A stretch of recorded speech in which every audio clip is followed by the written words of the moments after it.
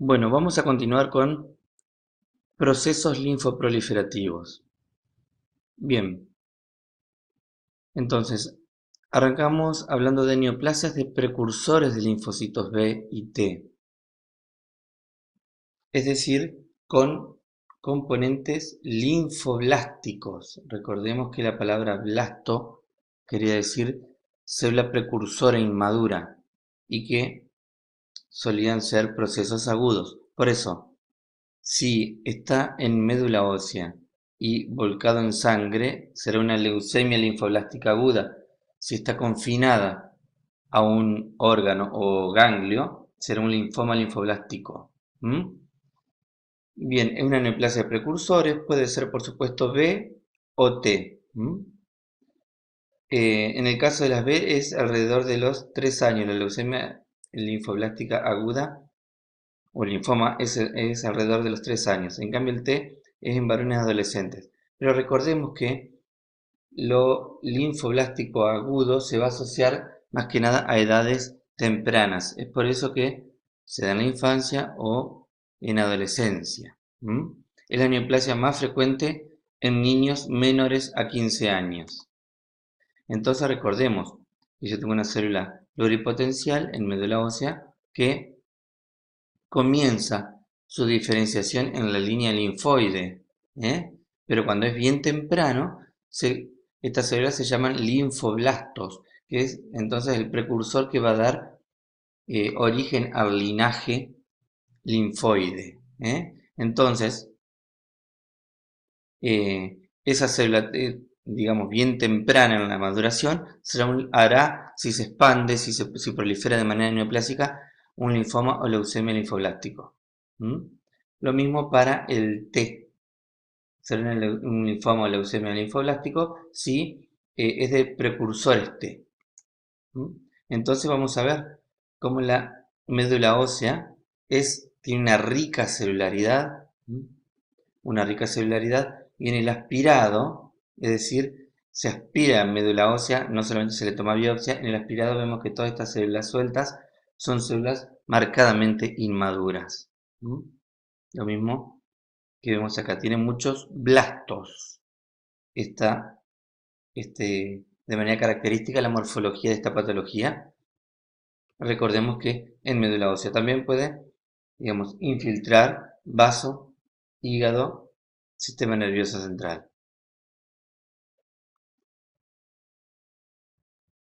Las neoplasias de linfocitos B maduros, ahí también, si están afectando la médula ósea y volcados eventualmente en sangre, será una leucemia linfocítica crónica. Acá recordemos que en los procesos crónicos suelen asociarse a componente maduro, por lo tanto no hay linfoblastos. Por eso que se la llama leucemia linfocítica crónica. Si el mismo proceso está confinado a un ganglio o órgano, u órgano, será un linfoma linfocítico. ¿Mm? Bien, entonces, eh, por eso es que ambos trastornos difieren solo en el grado de linfocitosis en sangre periférica. Es la leucemia más frecuente en adultos. Recordemos que lo crónico se asociaba a un componente maduro y que se daba en edades más tardías. Entonces, ya si vamos a este cuadrito evolutivo, digamos, el linfoma de células pequeñas es un linfoma de una célula que ya no es más linfoblasto, sino que ya maduró. Ya maduró y ocupa o la médula ósea, o sangre, o ganglio, pero que es un linfocito maduro. Por eso es que la leucemia linfocítica crónica o linfoma linfocítico de células pequeñas es el mismo proceso derivado, digamos, morfológicamente de la misma célula. Entonces acá vemos que le pasa este ganglio. Este ganglio está la arquitectura borrada totalmente. Entonces recordemos que si vemos una monotonía de todas las células, que todas esas células son iguales y ocupando, arrasando la arquitectura, es para pensar que es una proliferación neoplásica. ¿Por qué? Porque en los componentes maduros, como en estos linfomas, en estas leucemias, las células no son morfológicamente atípicas. ¿Mm? Entonces, digamos, proliferan como unas células que son bastante similares a las normales. Pero sí lo que vemos es que arrasa con la arquitectura. Entonces vemos que tienen algunos centros de proliferación, pero que básicamente es una plancha, digamos, una monotonía en todo lo que vemos. La mayoría son de estos linfocitos y algunos prolinfocitos que se llaman, que son estos que pueden ser nucleados. Pero, digamos, la mayoría son células pequeñas, maduras, pero que arrasan con la arquitectura, no respetan las zonas que normalmente debe tener la histología de un ganglio. Y por supuesto que la médula ósea está hipercelular, llena de estas células. Recordemos que puede infiltrar el vaso, el hígado, como vemos acá, y vemos que son linfocitos maduros.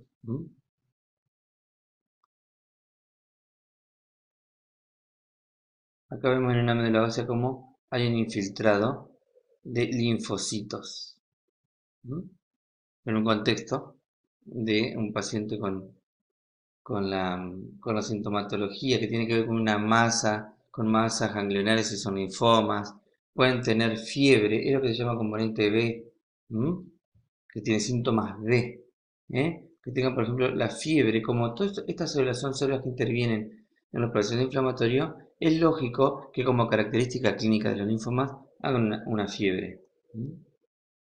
Bien, otro tipo de linfoma, el linfoma folicular. Es el linfoma indolente más frecuente, se da una edad mediana y surge de linfocitos B del centro germinal. Es decir, que lo que está copiando el linfoma folicular es toda una estructura del folículo. O sea, se detuvo madurativamente cuando era un linfocito morfológicamente como los del folículo. Y comienza a proliferar y vemos, prolifera haciendo folículos. A veces son más notorios, otras veces menos. En este caso es bien evidente. Bien evidente. Tiene centros germinales.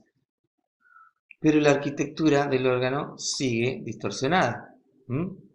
Esto es un centro germinal de un ganglio reactivo. Fíjense que además tiene macrófagos. Tiene macrófagos. Suelen ser un poco más desprolijos y asimétricos, en cuanto a la formación del manto y a la formación del centro germinal. Porque recordemos que cualquier proceso reactivo del ganglio, es decir, que tenga un perfil inflamatorio, es policlonal. Ahora, el problema es la monotonía de todo esto, porque ahí es cuando se deja en evidencia que la proliferación es monoclonal.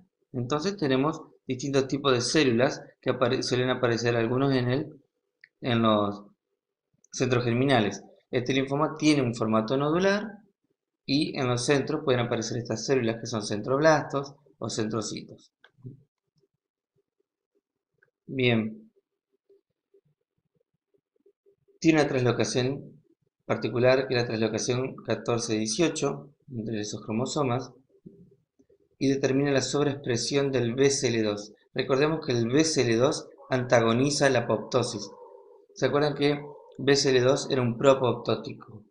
Un antiapoptótico, perdón. Inhibe la apoptosis. El VAX era un ejemplo de un gen cuya proteína era proapoptótica. En este caso, el centro germinal gana BCL2. Este linfoma gana actividad BCL2. Por supuesto que como forma folículos es un linfoma B. Por lo tanto va a ser CD20 positivo. También de manera característica es CD10 positivo. Entonces, nosotros tenemos en este caso un ganglio que es reactivo. Fíjense que la arquitectura, el hílido renal, el centro renal, digamos, está dividido en corteza y médula, se ven folículos pero en determinada región, se ve seno subcapsular, todas esas cosas me dicen que esto es un ganglio reactivo. En cambio acá yo veo que hay folículos,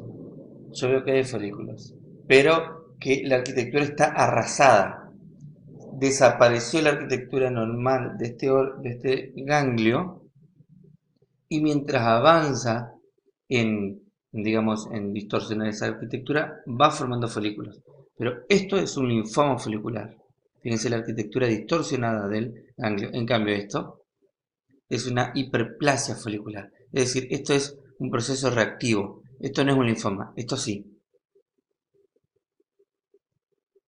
Bien, entonces la hiperplasia folicular, como dijimos hoy, tiene centros germinales con macrófagos. Recordemos que un linfocito B tiene una sola chance en su vida de formar al azar, intercambiando sectores del ADN, formar una nueva zona hipervariable de un anticuerpo. Es decir, que acá en el centro tenemos unas células que se llaman células dendríticas, que lo que van haciendo van presentando antígenos. Entonces, van cebando a los linfocitos para que generen un intento de anticuerpo que funcione contra determinado antígeno. Bien, digamos, es casi por azar, digamos, el linfocito elige determinada cadena de proteínas e intercambia distintos sectores del ADN para intentar hacer una nueva proteína que va a formar parte de la zona hipervariable de un anticuerpo. Bien, pero como es casi por azar, la mayoría falla. Y todas esas células que fallan deben ir a apoptosis. Por lo tanto, en ese equilibrio debe ganar VAX contra BCL2. Y ahí debería esa célula ir a apoptosis. Por eso es que hay tantos macrófagos dentro del centro germinal. Por eso es que depende de qué lado venga el flujo de antígenos, es que el manto va a ser un tanto desprolijo. Fíjense que de este lado el manto es más grande que de este otro lado. Por eso es que, porque la reacción es policlonal. Ahora, en un linfoma folicular, resulta que con inmunistoquímica podemos darnos cuenta que el linfoma ganó una mutación que favorece a elevar en el citoplasma la cantidad de proteína BCL2, lo cual nos damos cuenta que este folículo, este centro germinal, no es fisiológico, sino que es tumoral patológico. Y nos damos cuenta porque ganó un antiapoptótico. Por eso es que revelando digamos, la presencia de esa proteína en el centro germinal, nos damos cuenta de que es un linfoma folicular. En cambio, esto es un ganglio linfático normal. Fíjense, como en el centro germinal tiene que haber mucha apoptosis por todas las células que pierden, que erran en la formación de su anticuerpo, esos linfocitos B tienen que ir a apoptosis. Por eso es que el BCL2 en el centro germinal es bajísimo. En cambio, en el manto, digamos, hay más actividad BCL2. Porque estas células, digamos, son de reserva o son linfocitos todavía vírgenes. Pero cuando entran en el trabajo del centro germinal tienen que decidir. Y si erran, van a apoptosis. Por eso, y como la mayoría erra, la carga de BCL2 es bajísima. En cambio, en un linfoma folicular es alta. Acá vemos, digamos, puede tener distintos patrones. Acá vemos cómo tiene cierta distribución en el vaso, afectando más que nada la pulpa blanca, definiendo unos sectores, digamos, que son como nodulitos. Acá los vemos. En el vaso vemos que hace folículos también, la manera de infiltrar que tiene haciendo folículos, y acá vemos que la médula ósea tiene una alta cantidad de linfocitos dispersos. Una biopsia de médula ósea hipercelular. Queda bien en evidencia con este aumento, incluso todo ese violeta azul que se ve, todo núcleo de linfocitos. ¿Mm? Bien, el linfoma difuso de linfocitos B, grandes. Sin tratamiento mortal, porque tiene una, una alta replicación, pero responden un poco al tratamiento. Por eso es mortal sin tratamiento. Bien, fíjense, puede afectar a la Igualdea, amígdalas, adenoides, hígado, vaso, tubo digestivo. O sea, puede afectar algunas estructuras ganglionares o extraganglionares. Un linfoma no Hodgkin B, de células grandes. Recordemos, ¿de dónde salen? Lo que copian este linfoma, copia células que son morfológicamente similares a las del centro germinal. Por eso es que son células grandes. Es por eso que muchos linfomas, otros tipos de linfoma, pueden derivar en un linfoma de grandes células. ¿Por qué? Porque, digamos, cuando todo este camino del linfocito entra en un centro germinal, entra en la actividad del centro germinal, es cuando más vulnerable está, más desnudo está, más tiene toda su cromatina abierta, amplia. Entonces, muchos otros linfomas, por ejemplo, el mismo linfoma folicular, puede eventualmente en el tiempo transformarse en un linfoma B de grandes células. ¿Por qué? Porque es lógico, porque fisiológicamente eso también pasa. Es decir, que un linfocito pequeño entre en el trabajo de un centro germinal y se transforme en centroblastos, en centrocitos. Entonces, algunos tumores, algunos linfomas pueden emular esa situación. Por eso es que el linfoma folicular puede transformarse eventualmente en un linfoma de grandes células. Y acá vemos unas masas carnosas, poco definidas, que tienen células grandes y una actividad mitótica altísima. Por eso responden a los quimioterápicos, porque los quimioterápicos básicamente van contra la actividad mitótica, contra la que se divide mucho. Entonces vemos acá una mitosis, ahí viene metafase. Acá vemos centroblastos, centrocitos, núcleos de citoplasmas amplios, algunos recostados contra la carioteca, como los centrocitos, los centroblastos, perdón. Vemos acá que pueden tener múltiples nucleoles. Y con la inmunitoquímica, porque a veces estos tumores son tan poco diferenciados que nos cuesta decir si es un carcinoma u otro tumor, un melanoma, otros tumores. Pero se los puede marcar. Y acá vemos, por ejemplo, que marca CD20, es decir, es un linfoma de linfocitos B. Y por la morfología es un linfoma de grandes células, tipo B. El linfoma de Burkitt es un linfoma que tiende a darse en un porcentaje del 30% en la infancia, un linfoma no Hodgkin en la infancia. Niños de adultos jóvenes es muy agresivo. Hay tres tipos, pero que son histológicamente idénticos. Africano, esporádico y asociado a HIV. ¿Por qué estos tres tipos? Porque tienen su diferencia entre la clínica, el genotipo y la virología. Pueden localizarse de manera extraganglionar. Recordemos que el linfoma de Burkitt también es un linfoma que un poco emula la celularidad que se tiene en el centro germinal. En el centro germinal. ¿De acuerdo? Es una célula, digamos, un tanto, como dije hoy, un tanto, no sería la palabra tal vez correcta, inmadura, pero sí que es muy vulnerable porque tiene todo abierto, tiene una poca diferenciación. ¿Por qué? Porque recuerden que el linfocito tuvo que dejar de ser morfológicamente un linfocito bien maduro para perder un poco la forma y después poder adquirir la forma de plasmocito. Por lo tanto, en ese medio es cuando surge, por ejemplo, el que nombré recién, el linfoma B de células grandes. Y también emula un poco a este linfoma de Burkitt. Fíjense, el tipo endémico africano puede afectar, digamos, la cara.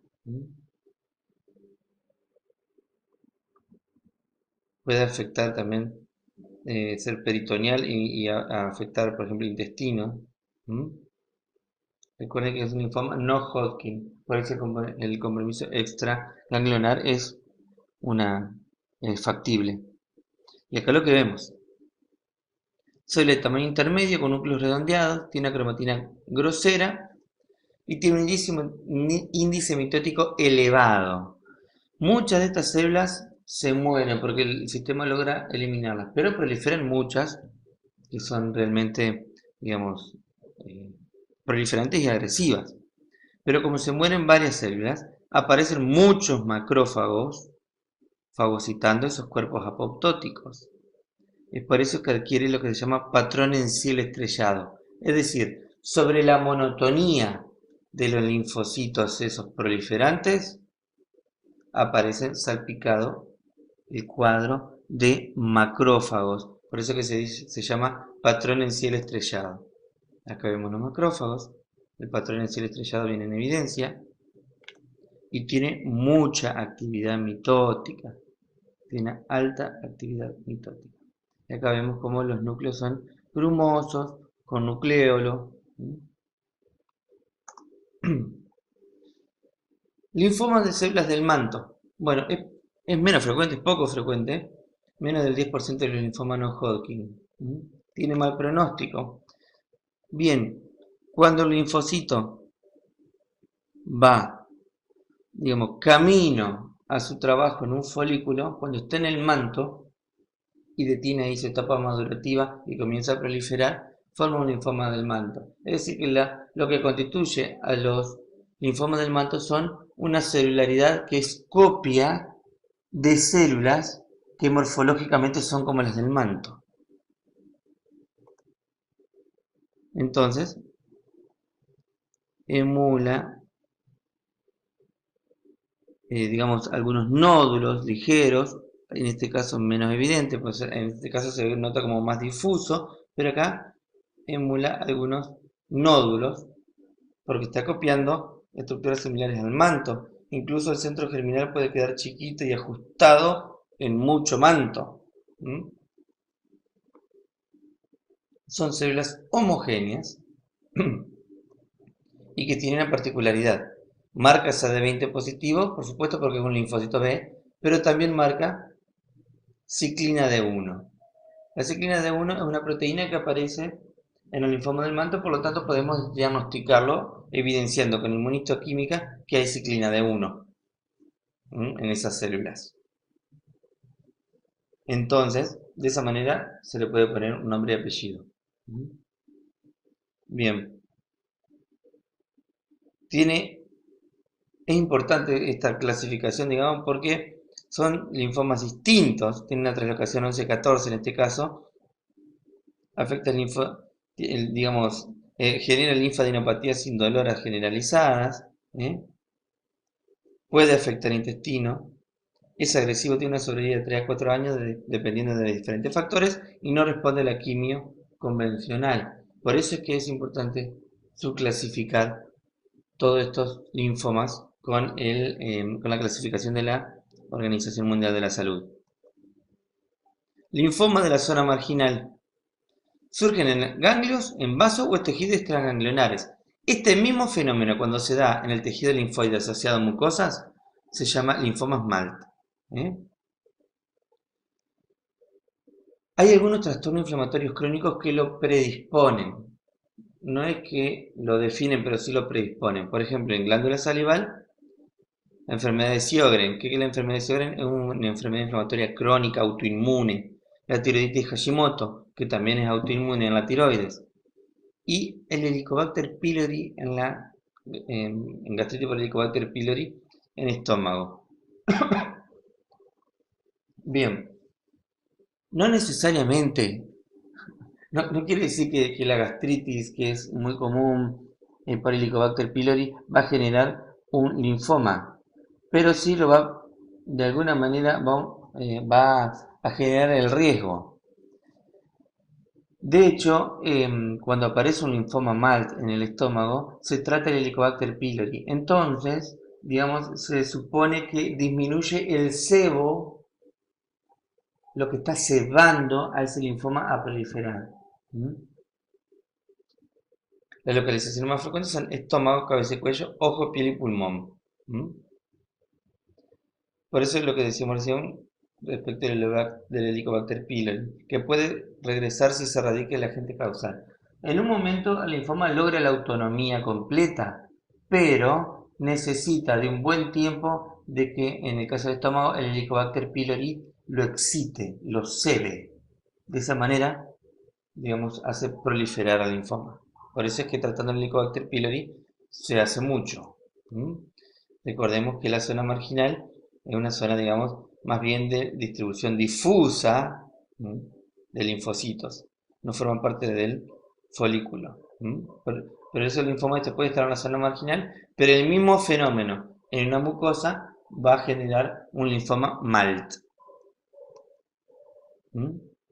Entonces acá vemos un estómago y este infiltrado inflamatorio. ¿M? Este infiltrado, digamos, no es inflamatorio, este infiltrado neoplásico, que es un linfoma MALT. Fíjense la monotonía y todo borrando la arquitectura, todo parecido, todo parecido. Es cuando a mí se me tiene que encender digamos, la preocupación respecto de que si lo que estoy viendo es un proceso linfoproliferativo. ¿Mm? Fíjese que también infiltra rodeando y ajustando las estructuras epiteliales. Una vez que hace eso, comienza a atacarla, comienza a meterse. Y se llaman complejos linfoepiteliales. Son característicos, ¿sí?, de este linfoma MALT. Bueno, la neoplasia de los linfocitos T y natural killer periféricos. Es un cajón desastre. ¿Qué quiere decir eso? Es una bolsa donde se meten un montón de linfomas que son medio parecidos en su morfología y pronóstico. Por eso que se le aclara sin especificar. Es un cajón desastre. No tienen una característica morfológica patognomónica. Pueden ser difusos. Bien.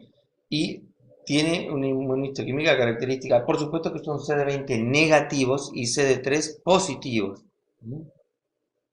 Bien, genera también los síntomas B, fiebre, pérdida de peso, como cualquier linfoma. Pero también puede generar otras cosas como eosinofilia, prurito. Tienen mal pronóstico. Los linfomas T, recuerdan que se forman en la médula ósea, pero después maduran en el timo. En el timo es que aprenden a reaccionar a antígenos, pero no contra los propios. Bien, y cuando maduran, digamos, se dispersan, digamos, y eventualmente van a generar linfomas, tanto pueden ser en linfomas de linfocitos T periféricos, tanto en ganglios o también, digamos, dispersos. Bien, entonces acá vemos cómo los linfocitos proliferan en plancha, arrasando la arquitectura de este órgano, que no se ve cuál es, pero que está todo comprometido por planchas de células, y tiene una cosa característica. El linfocito T hace lo que hace en cualquier proceso fisiológico, pero en este caso es proliferando como un linfoma. El linfocito T hace lo que sabe hacer, y que es fabricar muchas interleuquinas y comunicarse con otras células. Por eso es que el linfoma T suele ser rico en otras células. Por eso que acá aparecen muchos eosinófilos, eventualmente puede haber neutrófilos, puede haber macrófagos, puede haber angiogenia, que quiere decir que estimula los vasos a proliferar. ¿Por qué? Porque digamos, proliferando como un linfoma T, va a volcar un montón de interleuquinas y va a ser llamados quimiotácticos. Bien, También tiene su contrapartida de células grandes. Tiene reordenamientos de un gen que se llama ALK. Es un proto-oncogen, que cuando se reordena comienza como proto-oncogen, que es mutado, se transforma en un oncogen y comienza a fabricar distintas proteínas, que en este caso es un gen que codifica una proteína que tiene actividad tirosina quinasa, es decir, que actúa similar a lo que es un receptor. Es decir, que esa proteína ALK, que normalmente debería regular la proliferación celular, pero a veces encenderse y a veces apagarse, como acá está mutada, se transformó en un oncogen y comenzó a fabricar proteínas que no correspondían que estén y que estimulan el sistema a proliferar. Bien, tiene un pronóstico bueno, es decir, responde a la quimioterapia. Y acá vemos que son células bien grandes.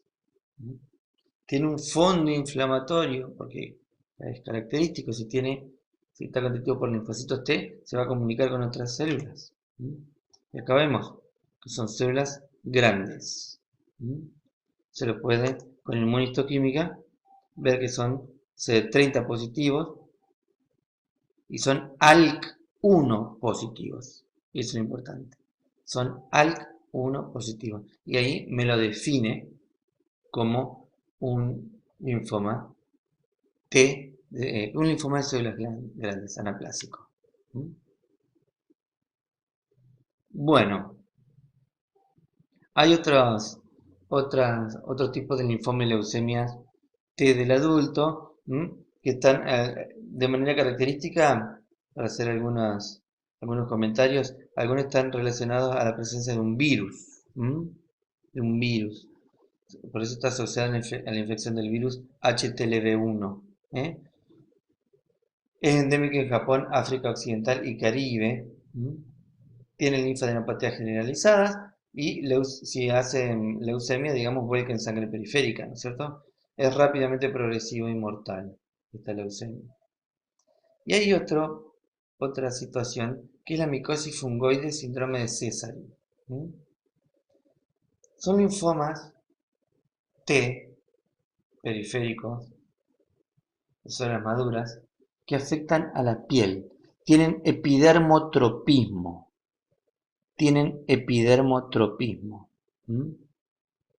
Bien, en el caso de la micosis fungoide,